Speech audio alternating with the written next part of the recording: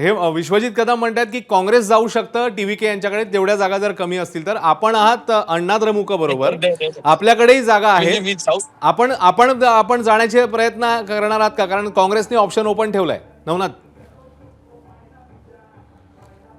नाही अश्विनजी, याबद्दलचा निर्णय भारतीय जनता पार्टीची पार्लमेंटरी बोर्ड घेतं. परंतु या निवडणुकीमध्ये एक गोष्ट तुम्हाला स्पष्टपणे लक्षात आली असेल की ज्या पद्धतीनं काँग्रेसने तिथे सरकार स्थापन करण्याचा प्रयत्न केला होता किंवा त्यांच्यासोबत डीएमके सोबत सत्ता स्थापनेचा किंवा सहभागी होण्याचा प्रयत्न केला होता, त्यांना नाकारण्याचं काम जनतेने केलंय.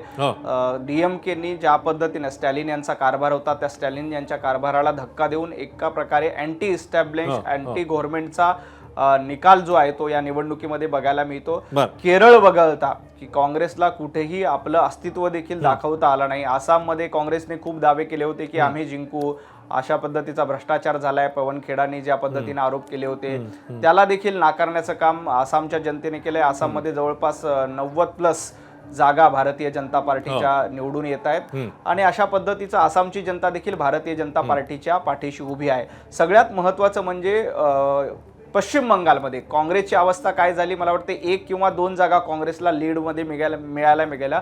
म्हणजे भोपळा देखील फोडता आली नाही अशी अवस्था पश्चिम बंगालमध्ये काँग्रेसची आहे. काँग्रेसच्या नेतृत्वाने थोडासा विचार केला पाहिजे की सातत्यानं आपला पराभव झाल्यानंतर निवडणूक आयोगावर शंका घ्यायच्या, निवडणूक आयुक्ताबद्दल शंका घ्यायच्या, ईएम वर खापर फोडायचं, परंतु ग्राउंडवर उतरून काम करण्याची तयारी त्यांची नाही. भारतीय जनता पार्टी स्वतः पंतप्रधान नरेंद्र मोदीजी, अमित भाई शाह जवळपास 22 दिवस पश्चिम बंगालमध्ये तळ ठोकून होते. सर्वसामान्य नागरिकांना भेटणं, कार्यकर्त्यांना भेटणं आणि संघटन बांधणं. गेल्या वेळेला आम्हाला फक्त 77 जागा होत्या आणि आज आपण बघतो की 77 जागावरून आमची ही धाव मोठ्या प्रमाणामध्ये जवळपास दुप्पट जागा आत्ताच्या घडीला कल आपल्याला बघायला मिळतो. त्यामुळे हे भारतीय जनता पार्टी सातत्यानं कार्यकर्त्यांमध्ये राहते, लोकांमध्ये राहते. एखादी निवडणूक हारलो तर आम्ही घरामध्ये बसत नाही किंवा फॉरेनला ट्रिपवर जात नाही, तर आम्ही सातत्यानं कार्यकर्त्यांमध्ये जातो, लोकांमध्ये जातो आणि पुन्हा एकदा जनतेचा आत्मविश्वास भारतीय जनता पार्टीच्या सोबत यावा, जनतेचा कल हा भारतीय जनता पार्टीच्या सोबत यावा यासाठी प्रयत्न करतो. दुसऱ्या बाजूला काँग्रेसचे नेते कशा पद्धतीने फॉरेन ट्रिपला जातात, एक निवडणूक झाली की परदेशामध्ये जाऊन भारताची बदनामी करण्याचा प्रयत्न करतात, हे देशाने बघितलंय. त्यामुळे देश त्या नेतृत्वाला साथ देत नाही. नवनाथ, विचारूया आपण विश्वजित कदम यांना. विश्वजित कदमजी, केरळ वगळता नवनाथ असं म्हणतात की बाकी कुठेही आपल्याला फार स्टँडिंग नाही आणि आपले नेते हे फॉरेन ट्रिपला जात असतात अशा परफॉर्मन्स झाल्यानंतरही. विश्वजित कदमजी, आता असल्या गोष्टींवर मला काही उत्तर द्यायचं नाहीये. एक लक्षात घ्या, आजही देशामध्ये 4 राज्य असे आहेत ज्याच्यावर काँग्रेस पक्षाचं स्पष्ट बहुमताने सरकार आहे. तेलंगणा आहे, कर्नाटक आहे, केरळ आता झाले आणि वरती उत्तराखंड आहे. 4 राज्यांमध्ये काँग्रेसचं सरकार आहे आणि येणाऱ्या या वर्षभरात देशातल्या आणखी काही राज्यांची निवडणुका होणार आहे.